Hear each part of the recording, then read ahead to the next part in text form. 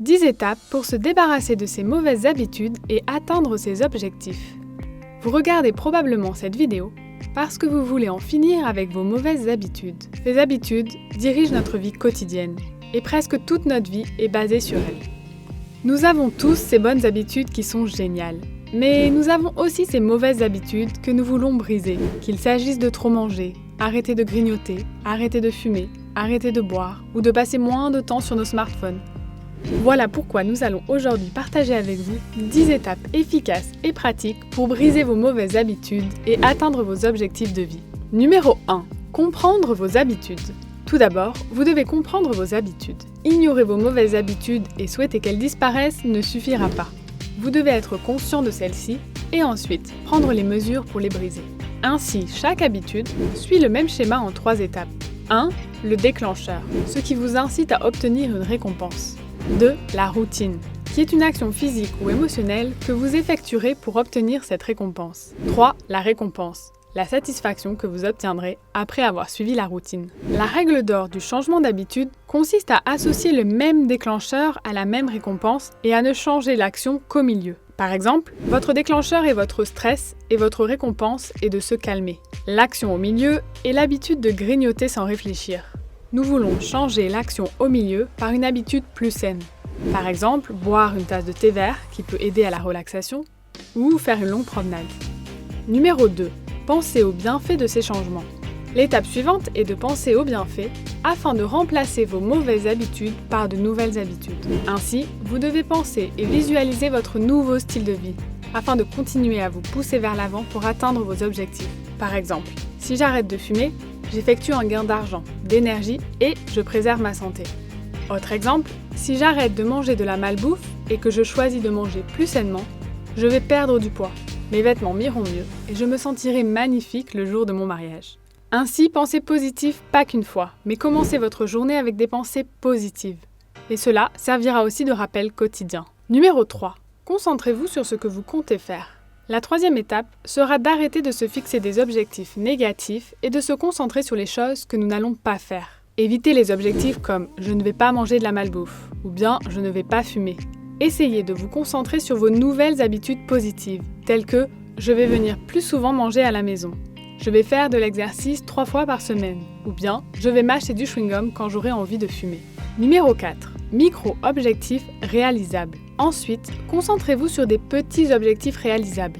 L'idée n'est pas de vous débarrasser de vos mauvaises habitudes du jour au lendemain.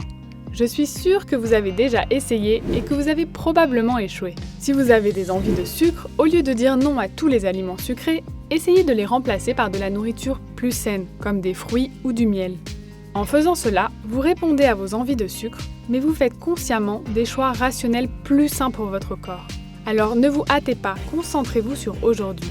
La clé est de faire des changements lents et subtils chaque jour. Et cela donnera le temps à votre corps et votre esprit de s'adapter. Numéro 5. Être très attentif à votre environnement. Le point suivant est d'être attentif à votre environnement. Il est facile de ne pas y penser ou de ne pas le faire si vous ne voyez pas la chose ou si vous n'êtes pas autour d'elle. Donc, votre environnement joue un rôle crucial dans la rupture de vos mauvaises habitudes. Si la nourriture est votre faiblesse, alors évitez d'acheter et de stocker de la malbouffe. Cela réduira les chances que vous saisissiez sans réfléchir un paquet de chips du placard. Si vous essayez d'arrêter de fumer ou de boire, alors traîner dans un bar ne vous aidera pas, ok ? Évitez les endroits qui vous poussent à boire ou à fumer. Et si vous avez l'habitude de passer par des autoroutes, alors changez votre itinéraire et évitez de passer par le même endroit tous les jours.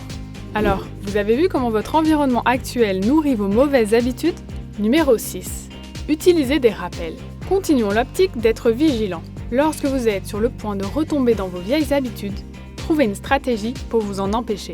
Par exemple, lorsque j'ai essayé de cesser de me ronger les ongles, j'ai appliqué un vernis à ongles. Parce que le vernis à ongles est mauvais au goût, et cela a totalement fonctionné. Autre méthode, si vous avez la mauvaise habitude de manger sans réfléchir dans votre réfrigérateur, mettez une grande note sur votre réfrigérateur pour vous rappeler d'arrêter de le faire. Ces rappels peuvent vous sembler stupides au départ, mais c'est un excellent moyen d'être conscient de votre changement d'habitude. Numéro 7. S'engager publiquement. L'étape suivante pour vous permettre de changer vos mauvaises habitudes est de s'engager publiquement. Lorsque vous déclarez publiquement que vous allez changer, Vous êtes plus responsable d'une certaine manière, car vous devrez désormais, en plus de vous le prouver à vous-même, vous devrez le prouver aussi aux autres, ce qui peut être une énorme motivation. Alors allez-y, dites-le à vos amis, aux membres de votre famille, rejoignez une communauté en ligne, affichez vos progrès sur vos réseaux, ou même tenez-nous au courant dans les commentaires. Numéro 8. Prenez soin de vous. Essayez de prendre soin de vous. Ne vous torturez pas. Je crois qu'il est important d'être strict quand il s'agit d'éliminer les mauvaises habitudes, mais il faut éviter de se remplir la tête de pensées négatives. Ainsi, si vous sentez que vous allez craquer et que vous ne pouvez plus tenir, rappelez-vous qu'une erreur n'est pas synonyme d'échec. Donc au lieu de vous en vouloir, vous devez apprendre à être gentil envers vous-même et à vous pardonner. Numéro 9. Se focaliser sur le processus. Ce qui nous amène au point suivant. Concentrez-vous sur le processus et pas seulement sur les résultats. Arrêtez de chercher des raccourcis. Il faut du temps. Et cela ne se fait pas du jour au lendemain. Il faut un engagement quotidien, des rappels, des essais et des erreurs. S'en tenir à une seule méthode peut ne pas fonctionner pour vous. Vous devrez peut-être essayer différentes méthodes jusqu'à ce que vous trouviez quelque chose qui fonctionne pour vous. Il est aussi très important pour vous de revoir vos progrès quotidiennement. Cela peut sembler difficile au début, mais si vous vous y tenez, si vous vous engagez, vous finirez par mettre en pratique les nouvelles habitudes sans même vous en rendre compte. C'est alors que vous saurez que vous avez réussi. Numéro 10. Organisez-vous. La dernière étape consiste à fixer un objectif clair et un calendrier. Comme pour tout ce que vous voulez réaliser dans votre vie, vous devez fixer un objectif clair et un calendrier réaliste. Nous voulons que vous restiez engagé et que vous nous rejoigniez dans un défi de changement d'habitude de 30 jours. Pour commencer, choisissez une seule mauvaise habitude et concentrez-vous sur elle. Quelle est votre mauvaise habitude ? Faites-le nous savoir dans les commentaires ci-dessous.